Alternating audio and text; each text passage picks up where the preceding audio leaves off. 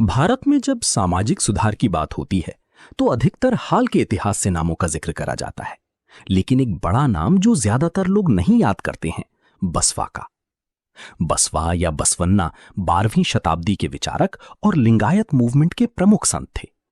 बसवन्ना के विचार समाज में केवल भक्ति तक ही सीमित नहीं थे। वे जाति व्यवस्था, पितृसत्ता और अन्य तरह की सामाजिक भेदभाव के खिलाफ थे और अपनी शिक्षा में वो समानता, सद्भावना और धर्म का ज्ञान देते थे। वे लिंगायत परंपरा में एक प्रमुख चरित्र थे और शिव की आराधना करते थे। वे समाज की कुरीतियों के साथ साथ धर्म में पाखंड के भी खिलाफ थे।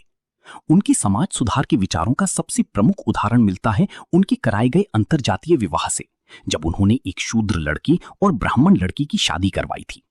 हालांकि इस पर उस दौर की हिंदू समाज ने बहुत कड़ा विरोध करा और विवाहित जोड़े और उनके माता पिता की हत्या कर दी गई। पर हमें बसवन्ना की समाज के प्रति विचारों की झलक साफ दिखती है। और धर्म के क्षेत्र में उनकी शिक्षाओं का एक मुख्य हिस्सा था इष्टलिंग का इस्तेमाल, जिसने भक्ति और आराधना को एक निजी रूप दे दिया और ये दर्शाया कि ईश्वर की आराधना केवल पुजारियों या पंडितों के माध्यम से ही नहीं होती, बल्कि वो सबके लिए मुमकिन है। बसवन्ना केवल एक लिंगायत संत ही नहीं थे, बल्कि भारत के इतिहास में सबसे महान विचारकों में से एक हैं, जिनके विचार आज भी हमें बहुत कुछ सिखा सकते हैं। ऐसे ही भारत के विचारों और विचारकों को जानने के लिए पॉलिटिकल त्रिनेत्र को सब्सक्राइब करें।